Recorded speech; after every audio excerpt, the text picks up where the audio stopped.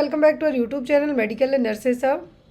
आज की क्लास है हमारी क्लासिफिकेशन ऑफ हेल्थ फैसिलिटी और जो स्टाफिंग पैटर्न है डिफरेंट डिफरेंट हॉस्पिटल में, चाहे वो डिस्ट्रिक्ट हॉस्पिटल हो या फिर पब्लिक हेल्थ हॉस्पिटल्स हो या फिर आपके सीएससी हो, पीएससी हो, और जो आईपीएचएस की क्या ज़रूरत है इंडिया में हेल्थ फैसिलिटी के लिए, और एनएबीएच है जो क्यों ज़रूरी है।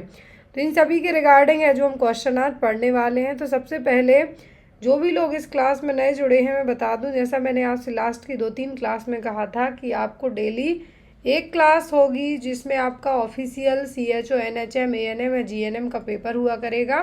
दूसरी होगी आपकी जो आपका सिलेबस है एज़ पर दैट। तो यहाँ पर अभी हाल फिलहाल में मे बी 20,000 से ज़्यादा वैकेंसीज़ के लिए एग्ज़ाम होने वाले हैं।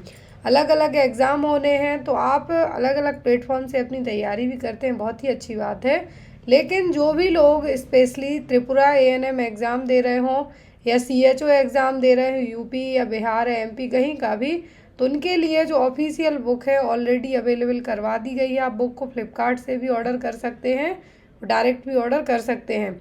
जिस भी दिन आप बुक को ऑर्डर करते हैं उसी दिन आपको बुक है जो कोरियर कर दी जाती है। इवन यदि आपने आज 12 बजे के पहले बुक ऑर्डर की तो आपको 2 बजे के पहले ही आपकी बुक है जो कोरियर कर दी जाती है, चाहे आप फ्लिपकार्ट से ले रहे हों या डायरेक्ट वे में ले रहे हों।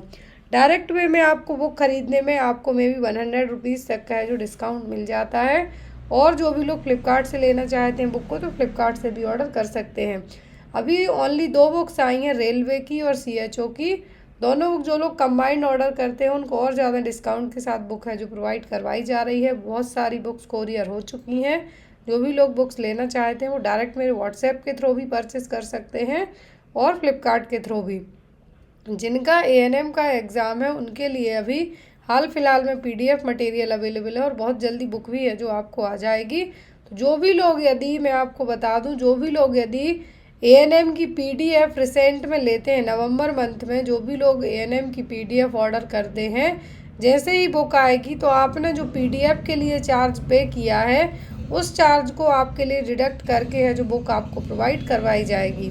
जैसे आपने लेट से अभी 150 रुपीज़ में 23 या 24 पेपर्स खरीदे हैं, तो जैसे ही जब एएनएम की बुक आएगी, जो भी बुक की एमआरपी होगी जो आपने अभी 150 पे किए हैं, तो आपका सीधा सीधा 100 वहाँ पे आपको डिडक्ट करके बुक प्रोवाइड करवाई जाएगी। तो आप ये मत सोचिए कि यदि जब एएनएम की बुक आएगी तो मुझे फिर से देन अगेन वही चार्ज लगेगा। आपको स्पेशल उन्हीं लोगों के लिए जो पहले एएनएम की पीडीएफ ले चुके होंगे।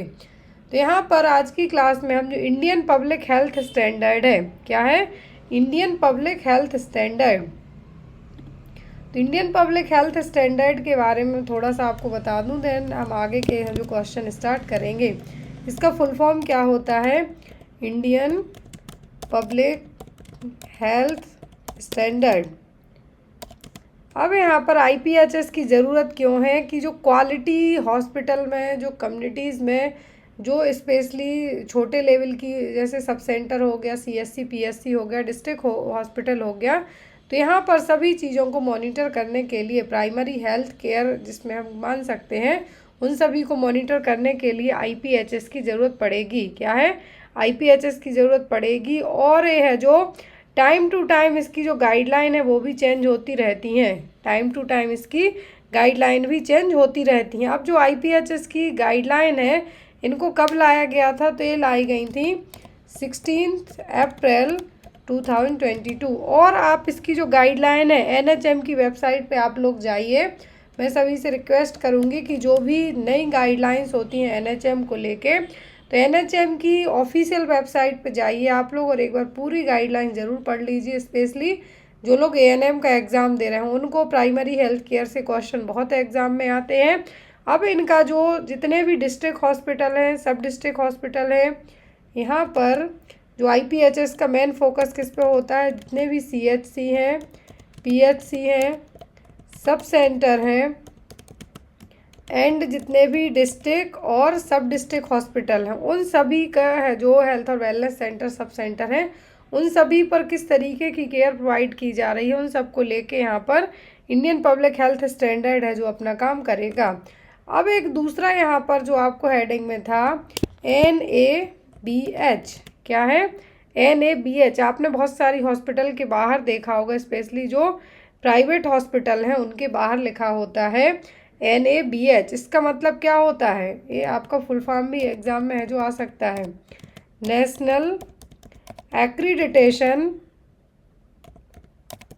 Board for hospitals and health care provider. तो यहाँ पे आपको याद रखना है national accreditation board for hospital and health care provider. अब यहाँ पर विदाउट इसकी परमिशन के, जो यहाँ पर मैंने बताया आपको, जो हेल्थ केयर जो प्रोवाइडर है यहाँ पर NABH है, बिना इसकी परमिशन के कोई भी अपना हॉस्पिटल और क्लिनिक नहीं खोल सकता है। इसकी परमिशन लेना बहुत कंपलसरी कंसीडर की जाती है। यदि लेट से आपको कोई अपना हॉस्पिटल प्राइवेट खोलना है तो वहाँ पर NABH आपको परमिशन देगा।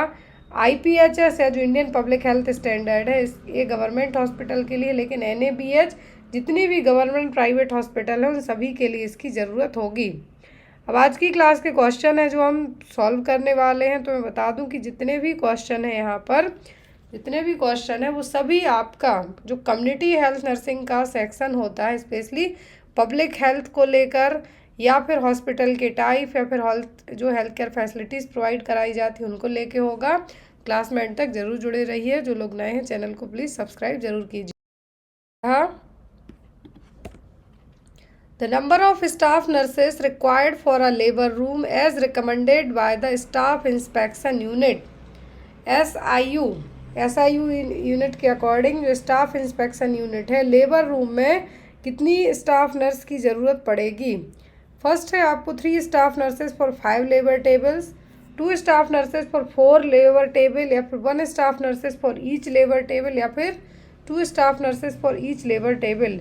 जो लेबर टेबल है यहाँ पर कितनी नर्सेस की ज़रूरत पड़ेगी, एक टेबल पर है जो कितनी नर्सेस की ज़रूरत पड़ेगी, 1 पर कि 5 पर, किस तरीके से यहाँ पर ये भी एक क्वेश्चन है जो एग्ज़ाम में आया हुआ है प्रीवियसली।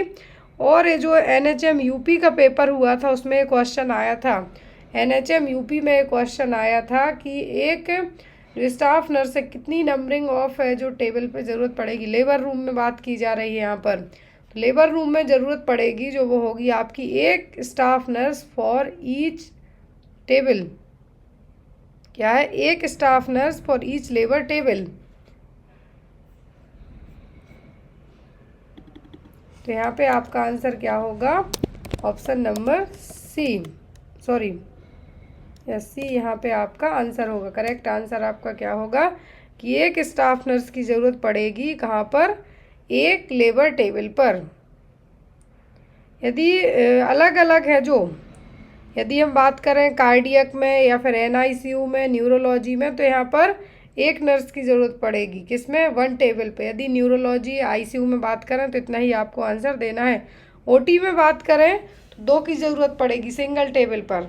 ये आपको एक है जो यहाँ पे हमें भी कह सकते हैं कि जो पैटर्न है, स्टाफिंग पैटर्न है, मतलब कहाँ कितने की ज़रूरत पड़ेगी वो आपको ज़रूर आता है। या तो ICU का पूछ सकते हैं आपको, या फिर आपको न्यूरोलॉजी डिपार्टमेंट में पूछ सकते हैं, या फिर NICU में पूछ सकते हैं। तो इस तरीके से आपको जितने भी जो स्पेसिफिक ICU हैं, जैसे कार्डियक वालों का हो गया, न्यूरोलॉजी का हो गया, लेबर का हो गया, या फिर OPD का हो गया, तो जहाँ का भी जो स्टाफिंग पैटर्न है, कितनी नर्सिंग स्टाफ की ज़रूरत, कितनी जो पॉपुलेशन है वहाँ पर, और उसके अकॉर्डिंग जो भी हॉस्पिटल में ज़रूरत है वो सब आपको है जो एग्ज़ाम में आ सकती हैं। स्पेशली जो यहाँ पर 1/1 और 1/2 और 1/5 का जो रेशियो है वो ज़रूर पूछा जाता है। Next one is the process of forecasting the future human resources needs of organisation and determining how the existing human resources potential can be utilised is known as. तो यहाँ पर प्रोसेस पूछी गई है। यदि अपकमिंग टाइम में यहाँ पे बात की गई है कि जो फ्यूचर में जो भी रिसोर्स की ज़रूरत है किसी भी हॉस्पिटल के लिए, तो वो क्या कहलाएगा यहाँ पर, human resource planning, human resource utilisation, human resource development, या फिर ह्यूमन रिसोर्स मैनेजमेंट। तो यहाँ पर फ्यूचर फोरकास्टिंग की बात की गई, मतलब अपकमिंग आने वाले समय में जो भी ज़रूरत पड़ेगी ह्यूमन रिसोर्स की, मैन पावर्स की, तो वो क्या कहलाएगा यहाँ पर, तो वो यहाँ पर होगा प्लानिंग, ह्यूमन रिसोर्स प्लानिंग। जो डिपार्टमेंट है यहाँ पर क्या कहलाएगा, human resource planning department. Next है यहाँ पर आपको क्वेश्चन, ये भी बहुत एग्जाम में आया है। Based on the size of hospital 200 bedded district hospital has been classified as. ये क्वेश्चन मैंने आपसे कई बार एग्जाम में पूछा, जो कम्युनिटी पोस्ट होती है वहाँ पे आपको इस क्वेश्चन को ऐड किया गया है कि 200 बेडेड यदि डिस्ट्रिक्ट हॉस्पिटल की बात की जा रही है, 200 बेडेड डिस्ट्रिक्ट हॉस्पिटल में यहाँ पर ये कौन से ग्रेड की कहलाएगी? ग्रेड 3, 2, 1 या फिर 4th? कौन सा ग्रेड होगा यहाँ पर? तो यहाँ पर जो ग्रेड कहलाएगा वो होगा आपका ग्रेड नंबर 4th। क्या होगा? ग्रेड नंबर 4th है जो यहाँ पे आपको कहलाएगा। 200 बेडेड डिस्ट्रिक्ट हॉस्पिटल है तो ये ग्रेड 4th की हॉस्पिटल में कंसीडर की जाएगी। नेक्स्ट है यहाँ पर, देखिए आपको नेक्स्ट क्वेश्चन है, इंडियन पब्लिक हेल्थ स्टैंडर्ड के according to IPHS for district hospital at least how many bed should be in each district with the population of 10 lakhs। यदि किसी डिस्ट्रिक्ट की जनता 10 लाख है, यदि किसी डिस्ट्रिक्ट की, किसी एक ज़िले की जनता 10 लाख पॉपुलेशन है वहाँ पर, तो जो IPHS standard, Indian public health standard, जो हमने शुरू में अभी बताया मैंने कि आपको जो भी हॉस्पिटल है वहाँ पे क्या क्वालिटी है, कितनी बेड पोजीशन जो होना चाहिए, बेड क्या फैसिलिटी होनी चाहिए, वो सब डिसाइड करता है IPHS। तो यहाँ पर उसके अकॉर्डिंग कितनी बेडेड हॉस्पिटल है जो होना चाहिए, यदि 10 लाख जनता है किसी ज़िले की तो 195, 300, 350 या फिर 50 बेडेड हॉस्पिटल। 50 बेडेड तो यहाँ पे कंसीडर नहीं होगा, क्योंकि यदि 10 लाख जनता की बात की जा रही है तो ये होगा यहाँ पर एटलीस्ट 300 बेडेड हॉस्पिटल है जो होना चाहिए। डिपेंड करता है कि डिस्ट्रिक्ट में यहाँ पर लेट्स से की पॉपुलेशन बताई गई है कि वहाँ की जनता 10 लाख है, तब यहाँ पर 300 बेडेड रहेगा। यदि पॉपुलेशन कम है तब ये आपको बिलो 200 बेडेड में भी जा सकता है। इसीलिए जब भी आप अप्लाई करते हैं किसी भी नर्सिंग जॉब के लिए, आपको जो सर्टिफिकेट मांगा जाता है कि आपने एटलीस्ट 50 बेडेड हॉस्पिटल में काम किया हो, वो इसीलिए मांगा जाता है कि जो भी 50 बेडेड हॉस्पिटल होंगी वहाँ का आपका जो एक्सपीरियंस होगा काम करने का, वर्किंग एक्सपीरियंस, वो बेटर होगा कंपेयर टू 10-20 जो बेडेड हॉस्पिटल के।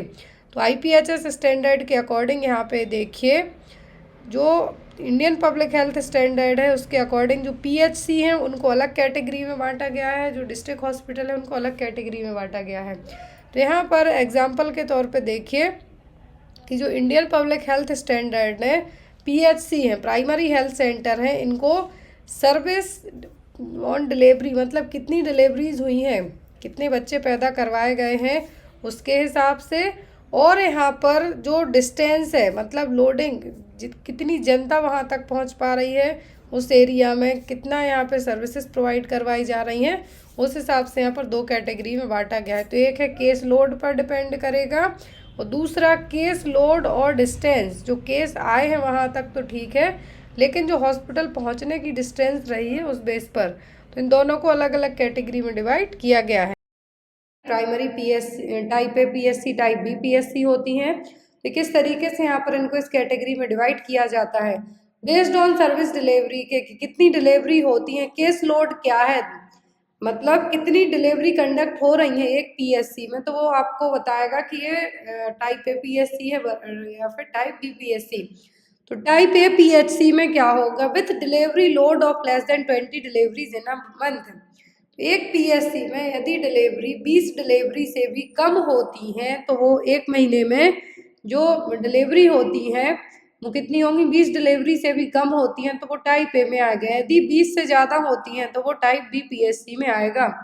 यहाँ पर जो PHC हैं, फिर इसको अलग तरीके से यदि डिवाइड करने की बात करें, केस लोड के साथ साथ डिस्टेंस की, कि कौन सी PSC कितने डिस्टेंस पे है। यदि एसेंशियल स्टैंडर्ड PSC है तो विदाउट 24/7 सर्विसेज अवेलेबल होंगी, फिर 24/7 नर्सिंग फैसिलिटीज़ होंगी, 24/7 इमरजेंसी हॉस्पिटल होंगी, मतलब डिलीवरी के साथ साथ क्या डिस्टेंस है। नेक्स्ट यहाँ पे आता है, हमें देखिए चार्ट आपको याद रखना बहुत ज़रूरी है कि यहाँ का स्टाफ कौन होगा। तो सब सेंटर, यदि पॉपुलेशन कवरेज के हिसाब से बात की जा रही है, और यहाँ पर जो पॉपुलेशन दी हुई है वो आपकी जितने भी हिली ट्राइबल एरिया यहाँ पर सबको मिला के दी गई है, मैक्सिमम पॉपुलेशन को काउंट करके यहाँ पे बताया गया है। एक्चुअल में सब सेंटर की जो पॉपुलेशन यदि हम काउंट करते हैं तो प्लेन एरिया की 5000, हिली ट्रैवल की 3000, लेकिन मैक्सिमम पॉपुलेशन के अकॉर्डिंग सब सेंटर में यदि 5000 पॉपुलेशन है तो यहाँ पर बेड्स की ज़रूरत नहीं पड़ती है। सिंगल या फिर 1 या 2 बेड होते हैं, वही काफ़ी है। ना तो यहाँ से रेफरल यूनिट इसको माना जाता है, यहाँ रेफरेंस यहाँ से सीधा पीएससी किया जाता है। यदि कुछ समझ में नहीं आता है तो आप सीधा पीएससी भेज सकते हैं, क्योंकि यहाँ का इम्पोर्टेंट स्टाफ कौन होता है, एएनएम वर्कर। इसीलिए नाउअडेज जितने भी सब सेंटर हैं वहाँ पर एक एक सीएचओ को अपॉइंट किया जा रहा है। तो यहाँ पर 30,000 पॉपुलेशन में बेड कैपेसिटी एटलीस्ट 6 बेड होना चाहिए और एक पीएससी 6 सब सेंटर को कवर करेगा। ध्यान रखिए, एक पीएचसी 6 सब सेंटर को कवर करेगा और पीएचसी की जो रेफरल यूनिट मानी जाती है वो होता है सीएचसी। यहाँ पर पीएचसी में एक डॉक्टर होना चाहिए। 3 in the case of 24/7 PHC 3 staff nurse. यहाँ का आपको जो पूरा एक तरीके से हम ये कह सकते हैं जो स्टाफ है वो आपको पता होना चाहिए, स्टाफ इंफ्रास्ट्रक्चर क्या रहेगा, कितना स्टाफ होगा। फिर सीएचसी तो 1,20,000 पॉपुलेशन के दी है तो यहाँ पर एटलीस्ट 30 बेड होना चाहिए। एक सीएचसी 3 पीएचसी को कवर करेगा और इसका फिर रेफरल होता है तालुक हॉस्पिटल, तालुक का होता है डिस्ट्रिक्ट हॉस्पिटल। तो डिस्ट्रिक्ट हॉस्पिटल है जो जनरली यहाँ पर जो मिनिमम बेड कहें तो एटलीस्ट 300 होना चाहिए। फिर बेस्ड ऑन पॉपुलेशन के यदि 10 लाख से भी ज़्यादा पॉपुलेशन है तो यहाँ पर पॉपुलेशन के अकॉर्डिंग, जैसा मैंने आपको स्टार्टिंग में कहा था कि ये फिर डिपेंड करता है पॉपुलेशन के हिसाब से। फिर डिस्ट्रिक्ट हॉस्पिटल में पूरे sub centre PSC, CSC, taluk hospital, block level के जो भी हॉस्पिटल हैं वो सभी मरीज यहाँ पर आते हैं। क्लियर हो गया आपको? आई होप आपको इसमें कोई भी कंफ्यूजन ना हो। और यहाँ पर यदि आपको कोई भी डाउट होता है तो आप मुझे मैसेज कर सकते हैं, स्पेशली आईपीएचएस सर्वे को लेके। नेक्स्ट है यहाँ पर आपका question, when was MNREGA launched. आपने मनरेगा के नाम से आपको योजना बहुत अच्छे से याद होगी, तो ये कब लॉन्च हुई थी? ऑप्शन में है यहाँ पर 2004, 2005, 2006 या फिर 2002 में। तो ये योजना लॉन्च कब की गई थी? Mahatma Gandhi national rural employment guarantee act, Mahatma Gandhi national rural employment guarantee act, तो इसको कब लॉन्च किया गया था? 2006 में। जनरली ये 2005 में आई थी, लेकिन इसका फंक्शनिंग में स्टार्ट हो पाई थी 2006 में। यदि एक्ट पूछते हैं तो 2005 में। इसके लिए पहले national rural employment guarantee act के नाम से जाना जाता था, जिसमें Indian labour law and social security measure, जिसमें राइट टू वर्क, सभी को काम करने का अधिकार है, जिसमें आई थिंक आपको साल के 100 दिन तक कुछ काम करना होगा। आप लोग एक बार इसको पढ़ लें। मैंने इसमें ओनली मनरेगा लॉन्च कब हुई है, किसके लिए, तो जो गरीब लोग, मजदूर लोग हैं उनके लिए लॉन्च की गई थी योजना। Next one, when was make in India initiative launch. Make in India initiative कब लॉन्च हुआ था? दिसंबर 2013 में, मार्च 2014, सितंबर 2014 या फिर जून 2015 में। तो मेक इन इंडिया लॉन्च हुआ था सितंबर 2014 में। कब? सितंबर 2014 में इसको लॉन्च किया गया था। मेक इन इंडिया में जो सेल्फ रिलायंट कंट्री, हमें अपने देश को, अपने देश की बनी हुई चीज़ों प्रोवाइड करवाने को लेके था। तो यहाँ पर 25 सितंबर 2014 को लॉन्च किया गया था। लॉन्च किया था प्राइम मिनिस्टर नरेंद्र मोदी जी ने, जो कि 12वीं पंचवर्षीय योजना चल रही थी उस टाइम पे इसको लॉन्च किया गया था। लास्ट पंचवर्षीय योजना थी ये, जिसमें मेक इन इंडिया जो इनिशिएटिव लाया गया था। Next one, the top priority of Janani Suraksha Yojana is.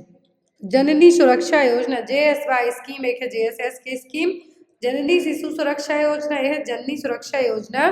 तो यहाँ पर इसका मेन प्रायोरिटी क्या है, टॉप प्रायोरिटी क्या है? Decrease the fertility rate, reduce the birth rate, reduction of MMR, या फिर नन ऑफ दीज। जननी सुरक्षा योजना की जो टॉप प्रायोरिटी है वो है reduction of MMR, maternal mortality rate को क्या करना है? कम करना है। वही हमें कैसे कम करना है? जननी सुरक्षा योजना के लिए हम क्या कह सकते हैं? सेफ मदरहुड इंटरवेंशन के नाम से भी जानेंगे, जो कि NRHM के थ्रू लाई गई स्कीम थी। 12 अप्रैल 2005 को इसके लिए लॉन्च किया गया था। और हम MMR को कम कैसे करेंगे, मैटरनल मोर्टेलिटी रेट को हॉस्पिटल और इंस्टीट्यूशनल डिलीवरी को बढ़ावा देके इसके तहत इस योजना के तहत जो भी लोग हॉस्पिटल में डिलीवरी कराएगा उसको कुछ अमाउंट भी दिया जाएगा, कैश असिस्टेंट प्रोवाइड करवाया जाएगा। रूरल एरिया में अमाउंट अलग है, जो रूरल एरिया है वहाँ पे 1400 रुपये दिए जाएंगे और जो अर्बन एरिया की वुमेन है उनको 1000 रुपये। रूरल एरिया में आशा वर्कर का अमाउंट यदि आपको एग्जाम में आता है, क्योंकि वही आपको हॉस्पिटल लेके जाएंगे यहाँ पे, तो आपको आशा वर्कर का पूछते हैं। जो रूरल एरिया है तो वहाँ पर 600 रुपये फर्स्ट 2 डिलीवरी में, यदि तीसरा बच्चा होता है तो 400, चौथी डिलीवरी होती है तो 200 रुपये, 5वीं डिलीवरी के बाद आपको कुछ भी नहीं मिलेगा। अर्बन एरिया में आशा वर्कर को ओनली 200 रुपीज़ है जो दिए जाएंगे। और ये यहाँ पर जो आपका अमाउंट है आपको सीधा चेक के थ्रू आपके बैंक में जाएगा, चेक दिया जाएगा, आप उसको बैंक में जाके है जो पैसे निकाल सकते हैं। तो जननी सुरक्षा योजना का मेन एम था MMR को कम करना। कम कैसे करना? इंस्टीट्यूशनल डिलीवरी को बढ़ावा देने के साथ साथ माँ के लिए और जो आशा वर्कर आपको लेके जाएगी उसको अमाउंट है जो प्रोवाइड करवाया जाएगा। अब यहाँ पर आपको लो परफॉर्मिंग स्टेट और हाई परफॉर्मिंग स्टेट भी आता है, तो मैंने आपको पढ़ाया हुआ है, तो आप लोग उसको भी एक बार पढ़ लेना। Next one, in which year NRHM was launched in India? National rural health mission India में कब लॉन्च हुआ था? 2005 में, 2008, 2004 या फिर 2007? तो national rural health mission India में लॉन्च किया गया था 2005 में। इसमें 2005 में एग्जाम में NRHM का क्वेश्चन आता है। नेशनल अर्बन हेल्थ मिशन आता है, नेशनल रूरल हेल्थ मिशन आता है। नेक्स्ट है यहाँ पर most important question, NFHS stands for. NFHS का फुल फॉर्म क्या है? National full health status, national family health survey, national family health status या फिर नन ऑफ दीज? तो NFHS का फुल फॉर्म होता है नेशनल फैमिली हेल्थ सर्वे। क्या है? National family health survey. हर 3 साल में इसको कंडक्ट किया जाता है, बट कुछ रीजन से कंटिन्यूस नहीं हो पा रहा। और यदि अभी तक का पूछे 2021 तक 5 बार NFHS कंडक्ट हो चुका है, 5 बार NFHS कंडक्ट हो चुका है, जिसमें यहाँ पर जो नेशनल फैमिली हेल्थ सर्वे किया जाता है इसमें, तो यदि फर्स्ट की बात करते हैं हम, तो पहला NFHS कंडक्ट करवाया गया था 1992 से 1993 के बीच में।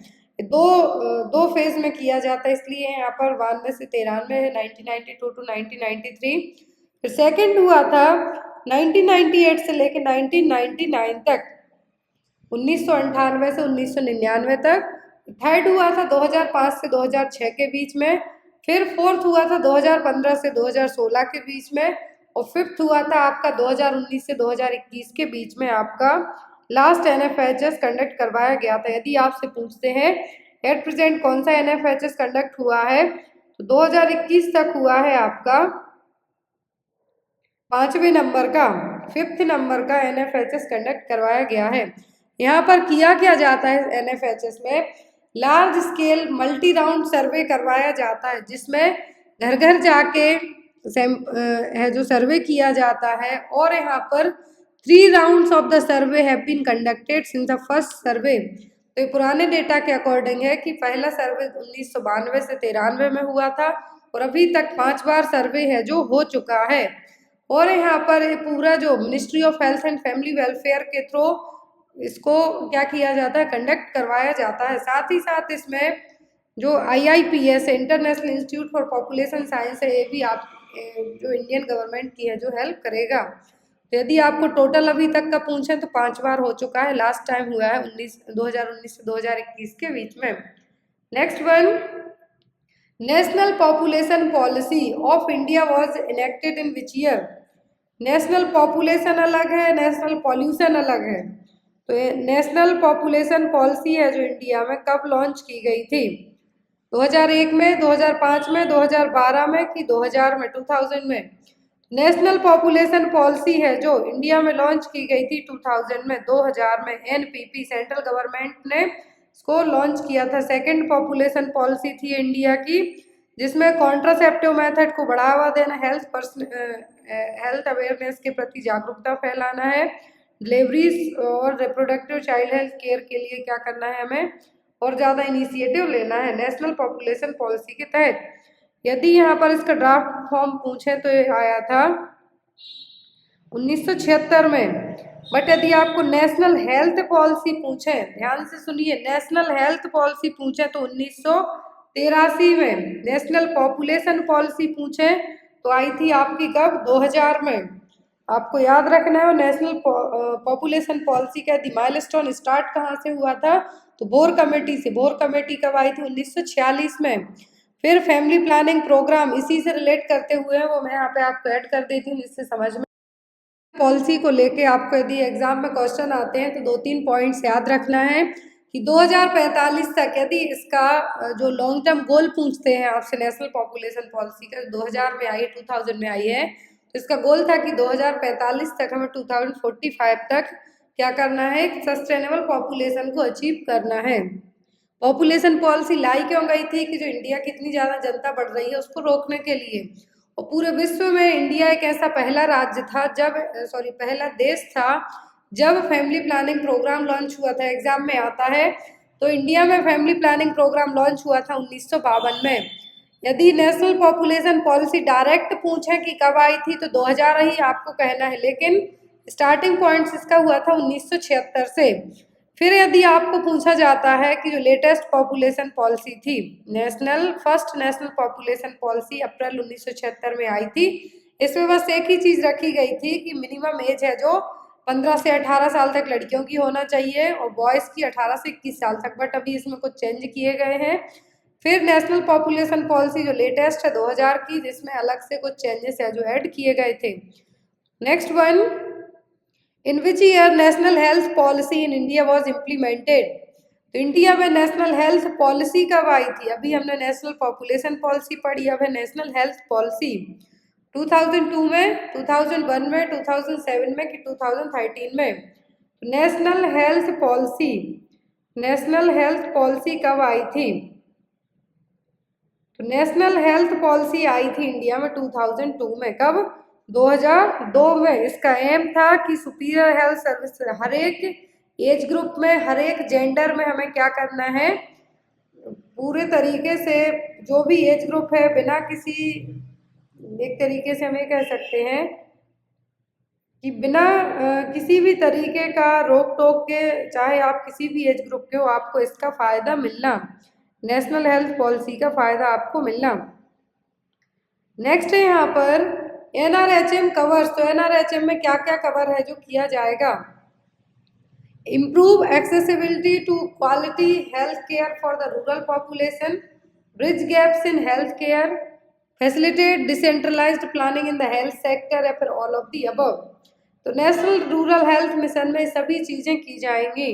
क्या किया जाएगा? ये सभी चीज़ें हैं जो की जाएंगी कि हेल्थ केयर फैसिलिटी सभी को, जो भी रूरल एरिया के लोग हैं उनको अवेलेबल होना। तो हेल्थ केयर के बीच में गैप एक तरीके का, उसमें NRHM एक ब्रिज का काम करेगा कि जहाँ पर भी सर्विसेज नहीं पहुँच पा रही वहाँ पर पहुँचाना रूरल एरिया में। और जो डिसेंट्रलाइज्ड प्लानिंग हेल्थ सेक्टर में उनको कंप्लीट करवाना। तो क्या है इसका answer? All of the above.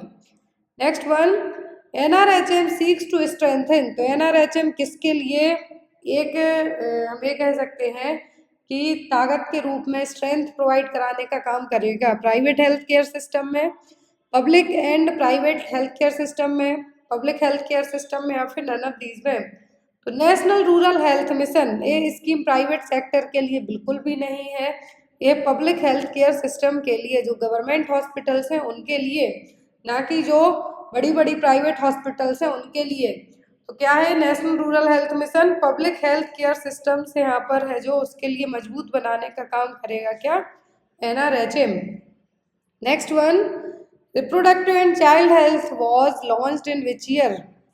तो RCH है, RCH की 2 फेज थी, वो हम आगे पढ़ेंगे। RCH और रिप्रोडक्टिव एंड चाइल्ड हेल्थ कब लॉन्च हुआ था? 1992 टू 1993 में, 1997 से 1998 में, 2005 से 2006 में, 2012 टू 2013 में। तो जो RCH प्रोग्राम है लॉन्च हुआ था 1997 से 1998 के बीच में।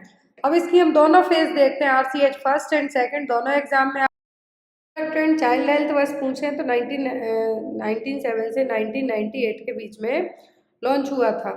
अब यहाँ पर इसके कंपोनेंट्स क्या थे वही एग्जाम में आते हैं।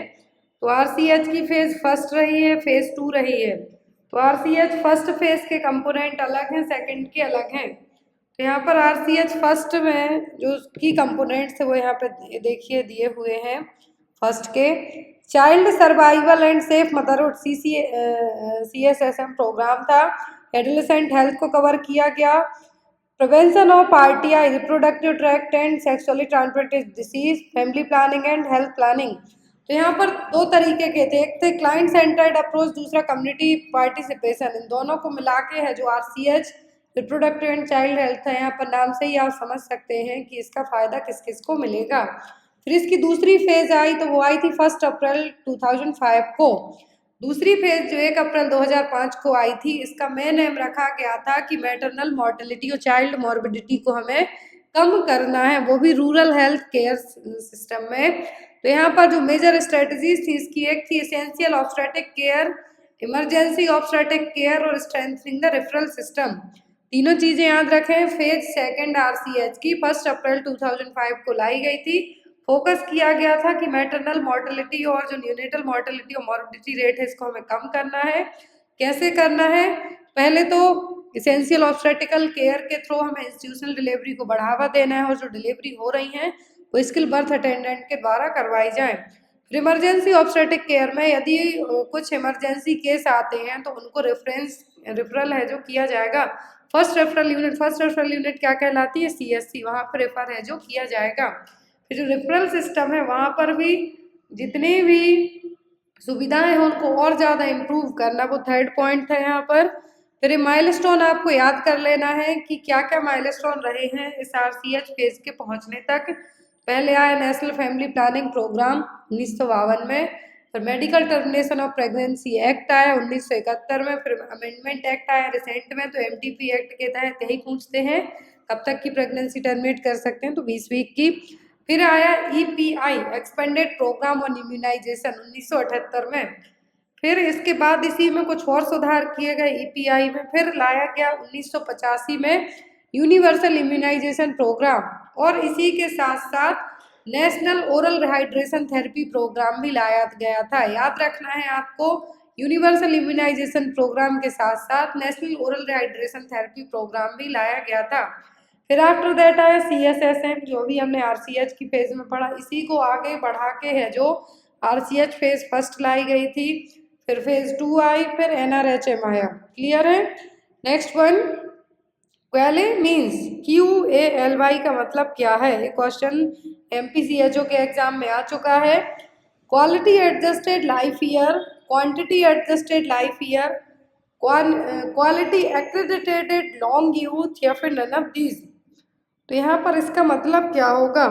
क्वाले का मतलब होता है क्वालिटी एडजस्टेड लाइफ ईयर। क्या है? Quality adjusted. जो डेले है आपको आया था डेलेस MP व्यापक में, अभी रिसेंट में जो पेपर हुआ है इसी साल, अभी एट प्रेजेंट कुछ दिन पहले ही आंसर कीज भी आ गई उनकी। और एक आता है डेलिस। तो क्वाले पूछे तो quality adjusted life year, Dallas का मतलब है कि डिसेबिलिटी एडजस्टेड लाइफ ईयर। तो जो QALYs standard in cost effectiveness analysis के लिए इसको यूज़ किया जाएगा। जो भी डिसेबिलिटीज़ हैं उनको लेके यहाँ पे यूज़ किए जाएंगे। तो यहाँ पर आपको एक बार पूरा खुद से ही पढ़ना है, क्योंकि मेनली इनके फुल फॉर्म बस आपको एग्जाम में आते हैं, यदि वो पता है तो इतना ही आपके लिए काफ़ी है। नेक्स्ट है यहाँ पर the number of death per 1000 people per year means. Number of death per 1000 people per year का मतलब क्या है? बर्थ रेट है, IMR है, डेथ रेट है, कि नन ऑफ दीज है? तो ये क्या कहलाएगा? तो ये कहलाएगा डेथ रेट। क्या है? Death rate. Number of death किसी स्पेसिफिक कारण से, कुछ जनरल रीजन से यदि डेथ हो जाती है सिलेक्टेड पॉपुलेशन जो यहाँ पे बताई गई है उसमें, तो क्या कहलाएगा? Death rate. Next one, probability of dying between birth and exactly 5 year of age expressed per 1000 live birth. तो यहाँ पर क्या होगा? प्रोबेबिलिटी ऑफ डाइंग मतलब मरने के चांसेस हैं जन्म से लेके 5 साल तक की एज ग्रुप में, अंडर 5 ईयर एज में, पर 1000 लाइव बर्थ में। तो ये क्या है? बर्थ रेट है। अंडर 5 मॉर्टेलिटी रेट है, डेथ रेट है कि नन ऑफ दीज, ये चीज़ क्या है। तो यहाँ पर साफ साफ कहा है बर्थ से लेके 5 साल तक में, मतलब अंडर 5 हो गया है, 5 साल के पहले ही 0 से 5 ईयर के बीच में यदि जो बच्चे की डेथ होती है तो वो किस में आएगा, यदि 1 ईयर तक होती है तो वो इन्फेंट मॉर्टेलिटी रेट में आए, क्लियर। लेकिन यहाँ पे कहा है 5 ईयर्स तक में तो वो कहलाएगा अंडर 5 मॉर्टेलिटी रेट। क्या है, under 5 mortality rate. Next one, probability of dying between birth and exactly 1 year of age expressed per 1000 live birth. अभी हमने बताया कि 5 साल तक में, फिर है यहाँ पर dying between birth and exactly 1 year of age. Question ध्यान से समझिए, पहले था कि 5 साल तक के एज ग्रुप में, फिर 1 साल तक की एज ग्रुप में, तो वो क्या कहलाएगा, पर 1000 लाइव बर्थ में। Birth rate, IMR, death rate की नन ऑफ दीज, तो ये कहलाएगा आपका इन्फेंट मॉर्टेलिटी रेट। हर एक स्टेट की अलग अलग इन्फेंट मॉर्टेलिटी रेट है SRS डेटा के अकॉर्डिंग, तो आपको एक बार है जो पढ़ लेना है as compared to previous data के। इस बार का डेटा थोड़ा सा चेंजेस है तो आपको याद रखना है।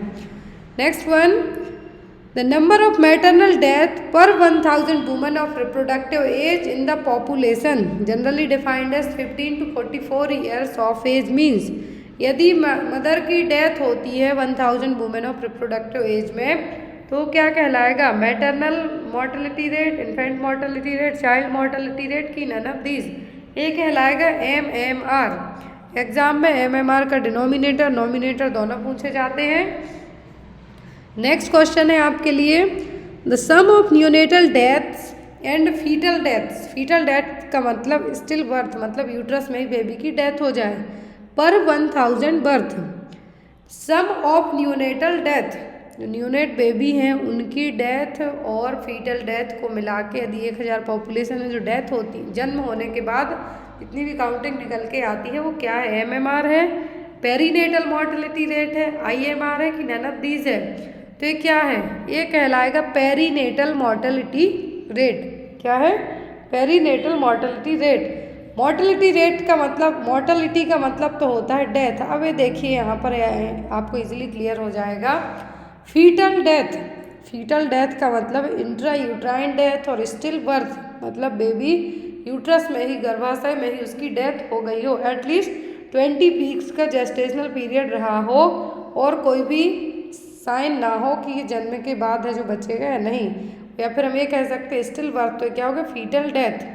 न्यूनेटल डेथ, जन्म लेने से लेके 28 दिन तक यदि बेबी की डेथ हो जाती है विदिन 28 डेज के, तो वो कहलाएगा न्यूनेटल डेथ। फिर आता है पेरीनेटल डेथ। पेरीनेटल डेथ का मतलब है sum of foetal and neonatal death per 1000 live birth.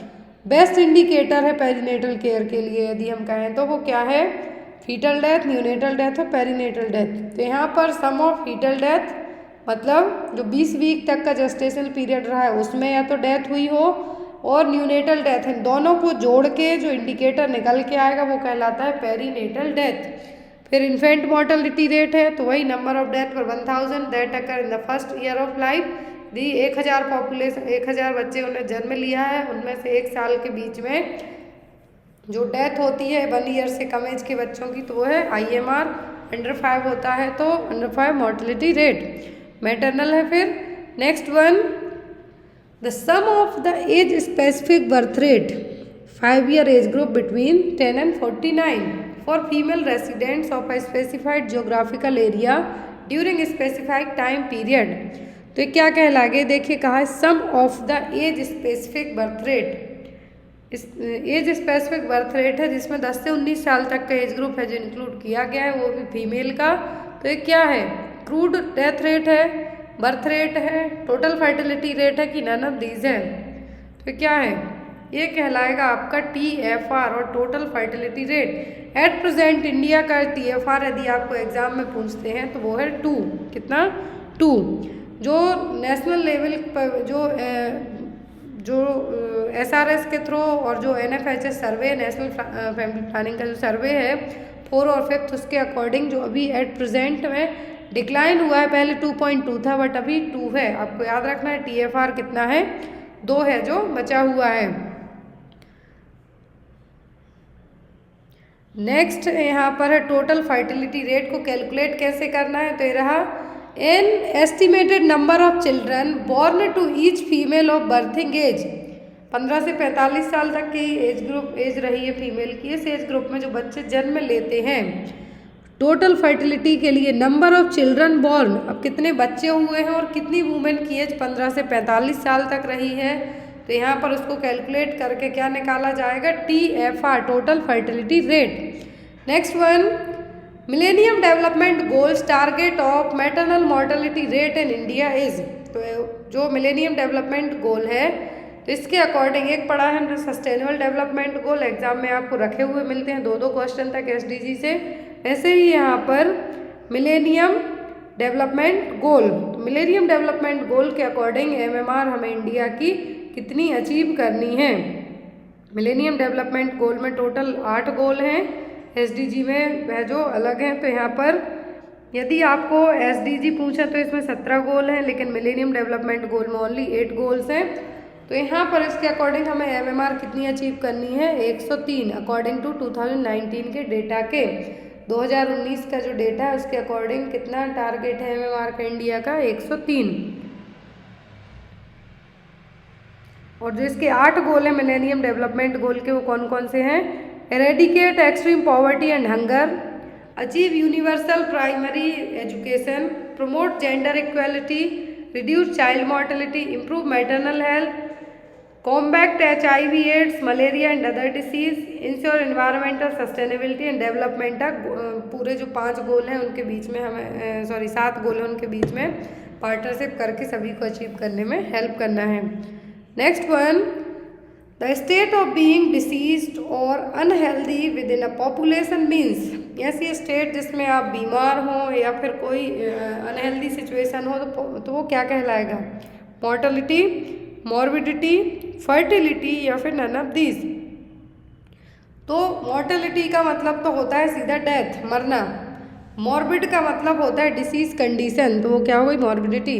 Fertility का मतलब होता है ऐसा एज ग्रुप जो कंसीव करने की क्षमता रखता हो, रिप्रोडक्टिव एज ग्रुप में हो, वो कहलाएगा फर्टिलिटी। तो यहाँ पर कहा है डिसीज और अनहेल्दी कंडीशन, तो उसको हम क्या कहेंगे, मॉर्बिडिटी। नेक्स्ट क्वेश्चन है, in which year consider year of great divide.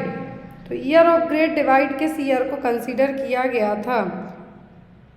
Option में है यहाँ पर 1981, 1921, 1891 या फिर 1961, 1981, 1921, 1891, 1961।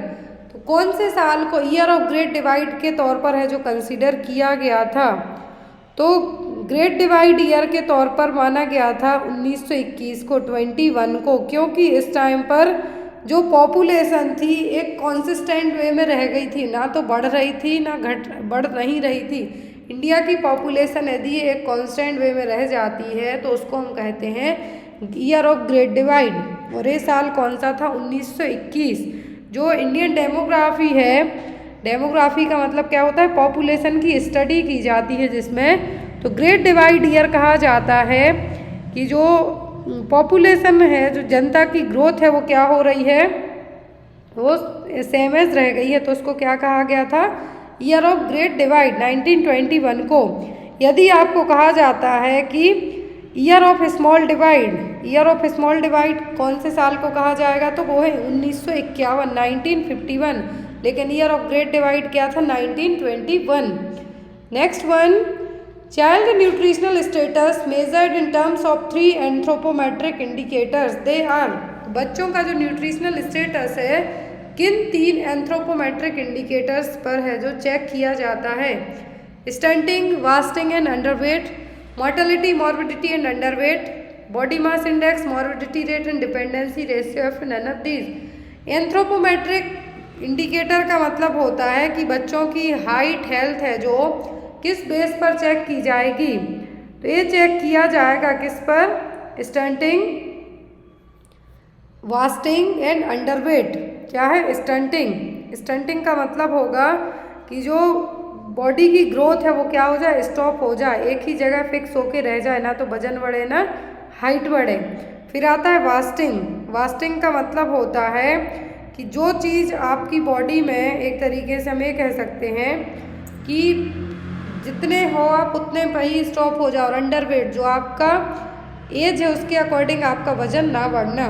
तो हाइट, वेट और आपका एज के अकॉर्डिंग हाइट और वेट दोनों ना बढ़ना। तीनों चीज़ें किसके कंपोनेंट से हैं?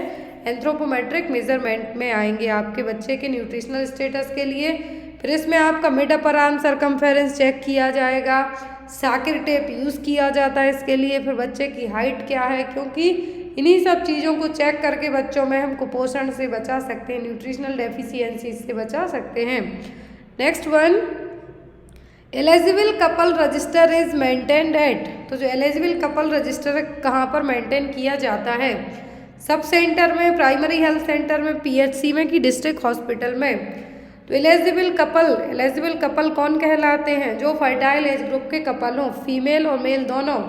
अब यहाँ पर ये रजिस्टर कहाँ मेंटेन किया जाएगा? सब सेंटर में। सब सेंटर की बात आती है तो पॉपुलेशन सबको पता है। यहाँ की किट हैं जो एग्ज़ाम में पूछी जाती हैं। तो सब सेंटर में किट ए बी सी तीनों दी जाती हैं। यदि किट डी पूछते हैं तो वो पीएससी में दी जाती है। फिर फर्स्ट रेफरल यूनिट की किट अलग है। तो फर्स्ट रेफरल यूनिट क्या है? वो है CHC, community health centre. Community health centre में EFGHI JK LMNOP किट दी जाती हैं। तो क्यों दी जाती हैं? यहाँ पे आपको किट F पूछें तो मिनी लेप्रोटॉमी सेट है, किट E पूछें तो लेप्रोटॉमी सेट है, IUD इंसर्ट करने के लिए किट G रहेगी, वेसेक्टॉमी के लिए किट H है, नॉर्मल डिलीवरी के लिए कौन सी किट यूज़ करेंगे हम CHC में? तो वो होगा kit I। Next one, 3-tier system of healthcare delivery in rural area in India is based on recommendation of 3-tier system। India में लाया गया था हेल्थ केयर डिलीवरी सिस्टम है जो कि रूरल एरिया में। तो इसको किसने रिकमेंड किया था? भोर कमेटी ने, चड्ढा कमेटी ने, श्रीवास्तव कमेटी ने कि बुदलियार कमेटी ने? तो ये चीज़ें करवाई थी किसने? श्रीवास्तव कमेटी में। प्राइमरी हेल्थ सेंटर का पूछें तो वो आया था भोर कमेटी में। श्रीवास्तव कमेटी ने 3-tier health care delivery system है वो इन्होंने इसको लाए थे। Next one, elements of primary health care includes all of the following except. तो सभी एलिमेंट्स हैं प्राइमरी हेल्थ केयर के किसी एक को छोड़कर। ऑप्शन में है यहाँ पर an adequate supply of safe water and basic sanitation, prevention and control of locally endemic disease, providing employment to every youth, immunisation against major infectious disease. तो यहाँ पर प्राइमरी हेल्थ केयर में सब कुछ किया जाएगा, जो नहीं किया जाएगा वो क्या होगा? तो वो होगा प्राइमरी हेल्थ केयर का ये काम नहीं है कि हर एक यूथ को, हर एक नौजवान को नौकरी देना। ये काम आपके खुद के हाथ में, पढ़ोगे लिखोगे तो आपको मिल ही जाएगी जॉब, लेकिन ये काम प्राइमरी हेल्थ केयर का नहीं है, पीएचसी का नहीं है।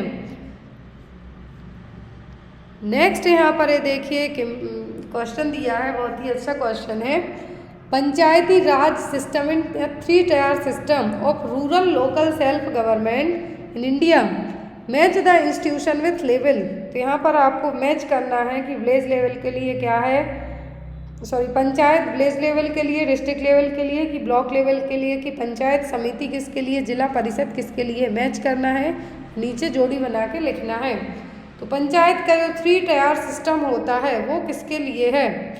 तो पंचायत का 3-tier सिस्टम, पंचायती राज है जो 3-tier सिस्टम, ट्रायंगल शेप में आपने पढ़ा है मेनली। तो पंचायत कहाँ के लिए होती है? विलेज लेवल के लिए। पंचायत समिति कहाँ के लिए होती है? ब्लॉक लेवल के लिए। जिला परिषद कहाँ के लिए होगा? डिस्ट्रिक्ट लेवल के लिए। तो ये तीनों आप मिला सकते हैं, ए का फर्स्ट ही रहेगा, बी का थर्ड हो जाएगा, सी का सेकंड हो जाएगा। यहाँ पर ये देखिए जो हेल्थ केयर सिस्टम है डिलीवरी में इस तरीके से चलता है। पहले आएगा नेशनल लेवल से, पूरा सेंट्रल गवर्नमेंट से सभी चीज़ें अथोराइज्ड होंगी, फिर वो स्टेट में आएंगी, फिर स्टेट से डिस्ट्रिक्ट में, फिर डिस्ट्रिक्ट वाइज है जो डिवाइड की जाएंगी। तो डिस्ट्रिक्ट से जाती हैं तो सब डिस्ट्रिक्ट और तालुका हॉस्पिटल जाएंगे। फिर यहाँ पर CSC PSC sub centre, village health guide, trend आई है, सभी रहेंगे। फिर यहाँ पर ये जो साइड में आप देख सकते हैं सभी का पॉपुलेशन नॉर्म्स है कि एक PSC कितनी पॉपुलेशन में होगा, एक CHC कितने में होगा और एक विलेज हेल्थ गाइड कितने में होगी। क्लियर है? नेक्स्ट है यहाँ पर आपका question, principal unit of administration in India is. तो प्रिंसिपल यूनिट क्या है एडमिनिस्ट्रेशन के लिए? सेंटर है, स्टेट है, डिस्ट्रिक्ट है कि विलेज है?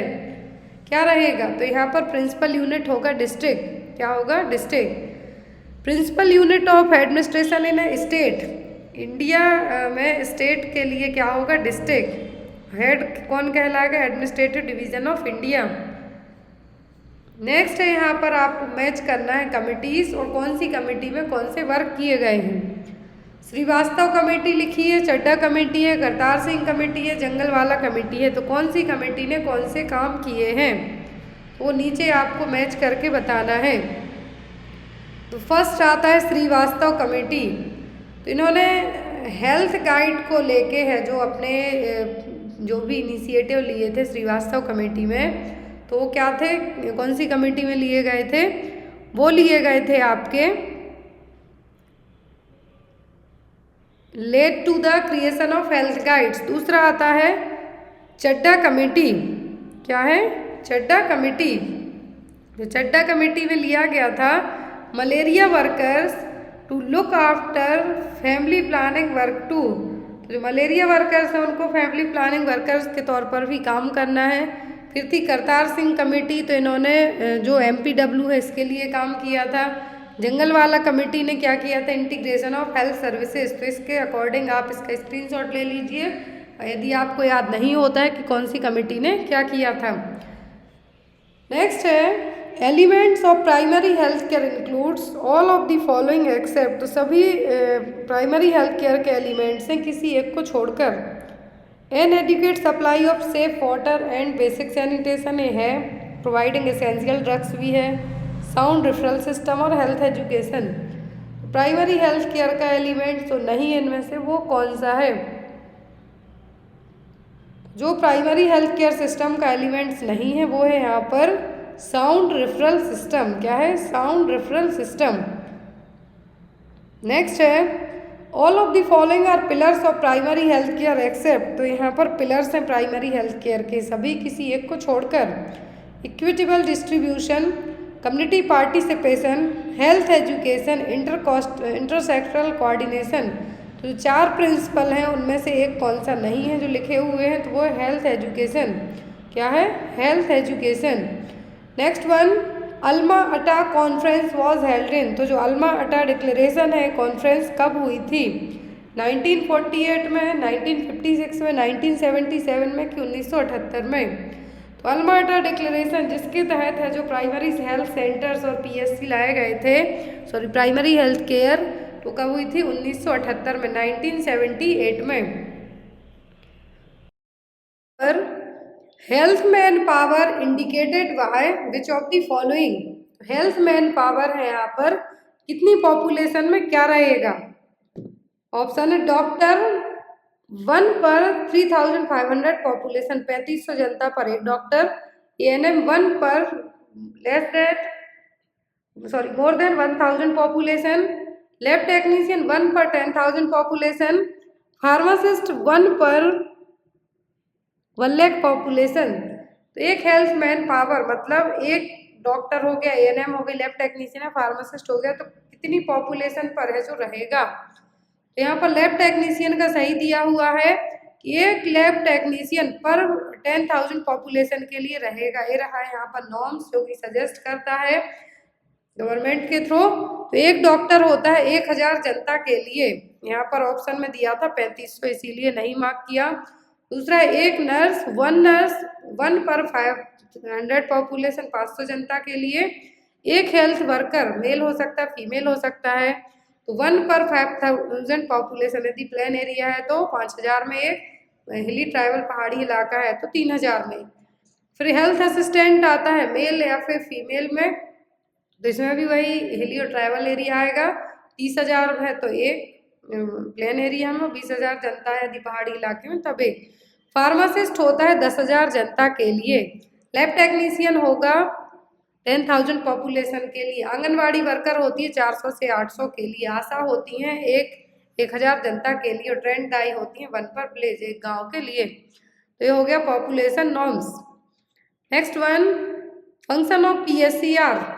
प्राइमरी हेल्थ सेंटर के क्या फंक्शन है? रेफरल सर्विसेज प्रोवाइड कराना, फैमिली प्लानिंग और रेफरल सर्विसेज देना, बेसिक लेबोरेटरी सर्विसेज प्रोवाइड कराना कि all of these.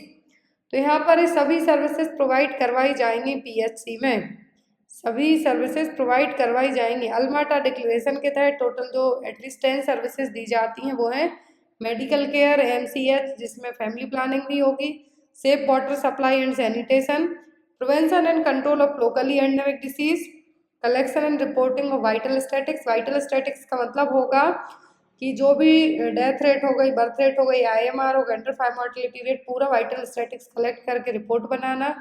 Health education देना, नेशनल प्रोग्राम्स जो हेल्थ प्रोग्राम्स उनके बारे में बताना, रेफरल सर्विसेज देना, ट्रेनिंग प्रोवाइड कराना हेल्थ वर्कर को, लोकल डाइस को, और बेसिक लेबोरेटरी सर्विसेज प्रोवाइड करवाना। तो बेसिक क्या है इंडिया में फंक्शन है प्राइमरी हेल्थ के सेंटर्स के। Next one, functions of female health worker include. तो फीमेल हेल्थ वर्कर का क्या काम है? Visit 4 sub centre per month, collection of a blood sample, conduct 50% delivery, chlorination of water. तो फीमेल हेल्थ वर्कर का काम है कि एटलीस्ट 50% डिलीवरीज को कंडक्ट करवाना, क्या करवाना, हेल्प करवाना। Next one, all of the following are state responsibility for health except. तो सभी स्टेट की, एक राज्य की जिम्मेदारी है हेल्थ को लेके, किसी एक को छोड़कर। Vital statics, promotion of research through research centre and their health bodies, prevention of adulteration, prevention of communicable disease. एक जो राज्य सरकार है वो क्या काम, सब काम करेगी किसी एक को छोड़कर। तो राज्य सरकार जो स्टेट गवर्नमेंट है वाइटल स्टैटिक्स कलेक्ट करवाएगी, एडल्ट्रेशन मिलावट हो रही है तो उसमें हेल्प करेगी कि उसको बचाया जा सके मिलावट से, सभी चीज़ों से कोई भी सामान बिक रहा हो मिलावटी तो कम्युनिकेबल डिसीज को प्रिवेंट करने का काम करेगी। लेकिन जो रिसर्च हो रही है रिसर्च सेंटर में और जो अलग अलग जगह रिसर्च हो रही है वो काम करना स्टेट गवर्नमेंट का काम नहीं है। Next one, which of the following is a new concept in primary health care. तो प्राइमरी हेल्थ केयर का भी नया कॉन्सेप्ट आया है, तो वो क्या है? Equitable distribution, community participation, qualitative inquiry या फिर प्राइमरी हेल्थ केयर। क्या है जो नया कॉन्सेप्ट है प्राइमरी हेल्थ केयर का? वो है क्वालिटेटिव इंक्वायरी। क्या है? Qualitative inquiry. Next one, following are the jobs of health worker male. एक मेल हेल्थ वर्कर के सभी काम है, किसी एक कुछ सब कौन से काम होंगे मेल हेल्थ वर्कर के? Sputum collection, ORS distribution, dots का सुपरविजन या फिर ऑल ऑफ दी अबव। एक मेल हेल्थ वर्कर है सभी काम करेगा एमपीडब्ल्यू।